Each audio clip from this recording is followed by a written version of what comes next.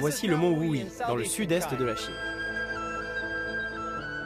Et l'île de São Miguel aux Açores.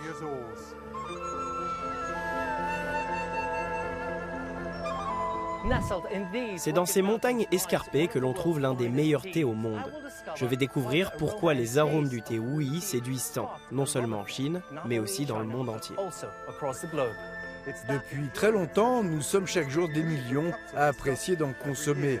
Mon voyage m'a conduit aux Açores, le seul endroit d'Europe où le thé pousse en abondance.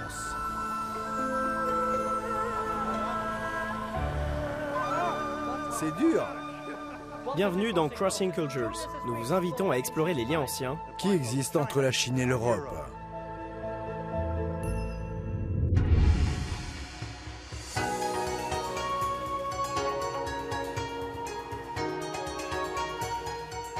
Le thé est présent dans de nombreuses cultures, mais la Chine peut se targuer à juste titre d'être son berceau historique.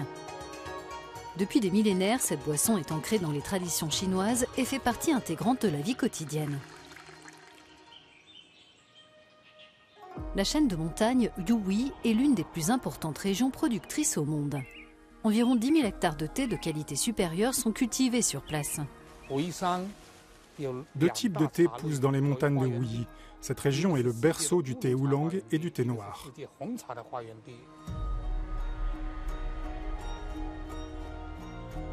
Chiang Yun-chun est issu d'une lignée de 24 générations maîtrisant l'art de la fabrication du thé. Ce sont ses ancêtres qui, il y a 400 ans, ont découvert comment élaborer du lapsang souchong.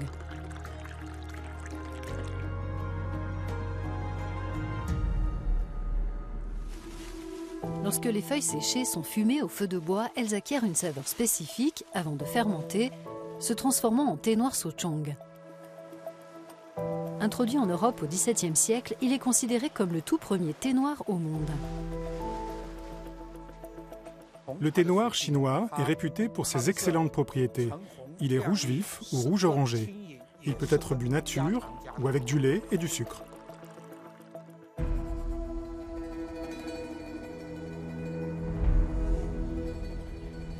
Voici la plantation de thé la plus ancienne d'Europe. Cela fait 140 ans que Chagorea produit du thé vert et du thé noir sur l'île de São Miguel aux Açores. Madalena Mota incarne la 5e génération de cette entreprise familiale. Ses ancêtres se sont tournés vers le thé après la fin de la culture des oranges sur l'île. Au moment de notre tournage, c'est la période des récoltes et l'activité est intense. Madalena, quand savez-vous que le thé est prêt à être récolté? Je sais quand je dois commencer à cueillir, c'est quand ses pousses bourgeonnent. C'est le moment idéal pour entamer la récolte.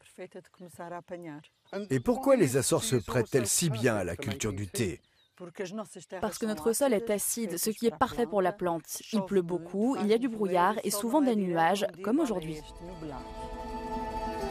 Les Açores se situent quasiment à mi-chemin entre l'Europe continentale et l'Amérique du Nord. Sur place, la production de thé a commencé il y a environ 200 ans et au cours du 19e siècle, un Chinois, grand maître du thé, et son assistant ont séjourné dans les îles pour transmettre leur savoir. Mais le lien entre le Portugal et le thé est encore plus ancien.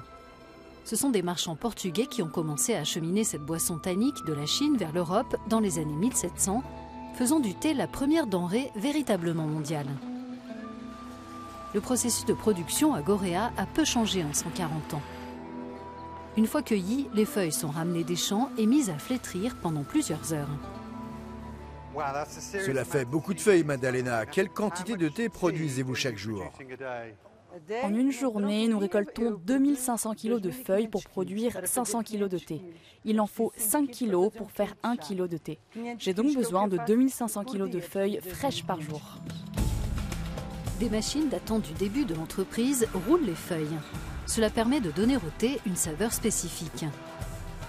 Puis on laisse les feuilles s'oxyder pendant un moment. Le thé fait ensuite l'objet d'un dernier contrôle de qualité avant d'être emballé. Saozania, que faites-vous exactement? Je trie les feuilles, j'enlève les pousses, c'est-à-dire ces petits bourgeons. Ok, et pourquoi est-ce si important? C'est plus pour des raisons esthétiques, pour que le thé soit meilleur, plus noir et de meilleure qualité. On utilisait une machine, mais elle n'était pas aussi efficace que ce que l'on peut faire à la main. À présent, il est temps de goûter le produit final. Maddalena, nous y voilà. Ça ne vous dérange pas si je sers? Non, allez-y. Ok, vous savez, je suis anglais et j'aime ajouter un peu de lait à mon thé. Chaque pays a ses traditions. Que signifie cette plantation pour vous? Cet endroit signifie tout pour moi. C'est ma vie, ma passion. C'est ce que je compte faire jusqu'à ma mort. On goûte? Oui. C'est bon, c'est rafraîchissant après une longue journée de travail. Yegor, j'ai ma tasse de thé, c'est une belle journée. Que demander de plus? C'est à toi.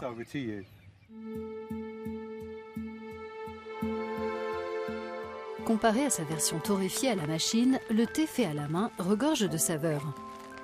Chaque variété a également un goût unique, ce qui fait l'un des attraits des thés chinois. Le thé de roche bouillie, une variété spéciale de oolong, se classe entre le thé vert non fermenté et le thé noir entièrement fermenté. Liu Guoying excelle dans l'art de la fabrication du thé de roche bouillie. L'élaboration du thé de roche fait appel à de nombreuses techniques différentes. Tout d'abord, les feuilles doivent être flétries après avoir été cueillies. La deuxième étape consiste à manipuler délicatement les feuilles vertes. Ce processus dure plus de 10 heures. Nous les secouons d'abord pour qu'elles s'entrechoquent. C'est comme cela que les bords deviennent rouges, mais le milieu reste vert. C'est la semi-fermentation. Cela donne aussi un parfum floral et fruité unique au thé oolong. Le processus de production comprend plus de 10 étapes. La principale d'entre elles, c'est la fermentation. Celle-ci doit se faire à une température précise pour révéler la complexité des arômes. Une fois fermenté, le thé est prêt pour l'étape suivante, la torréfaction. Il s'agit d'une étape cruciale au cours de laquelle la saveur et l'arôme souhaités sont créés. C'est du charbon de bois en dessous. Si la température n'est pas assez élevée, la couche de cendre doit être plus fine. Vous utilisez les cendres pour régler la température. C'est ça. Ainsi notre thé est plus doux. Et cela lui donne son goût de roche. Il existe un dicton célèbre dans les montagnes Yugui. Tout comme des milliers d'années ont enrichi le confucianisme, le bouddhisme et le taoïsme, les montagnes et rivières ont fait de même avec le thé. Ce sentiment de sérénité est au cœur de l'appréciation du thé et correspond parfaitement à la culture traditionnelle chinoise. Il est temps de vous dire au revoir depuis les montagnes de Wuyi. C'était un aperçu de l'amour commun de l'Europe et de la Chine pour le thé. C'est la fin de ce Crossing Cultures depuis les magnifiques Açores. À bientôt. Merci de votre attention.